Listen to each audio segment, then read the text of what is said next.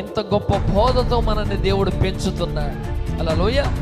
గొప్ప వర్తమానం ఇది, చిట్ట చివరి వర్తమానం ఇది, హెచ్చరిక వర్తమానం ఇది, సిద్ధపరిచే వర్తమానం ఇది, నీ దేహమును మార్చే వర్తమానం ఇది, నిత్య జీవమునిచ్చే వర్తమానం ఇది, వాడలోనికి పిలిచే వర్తమానం ఇది, రక్షణ వాడలోనికి పిలిచే వర్తమానం ఇది, ఇది విమోచన వర్తమానం ఇది, నీ యొక్క స్థితిని స్థానమును తెలియచేసే వర్తమానం ఇది.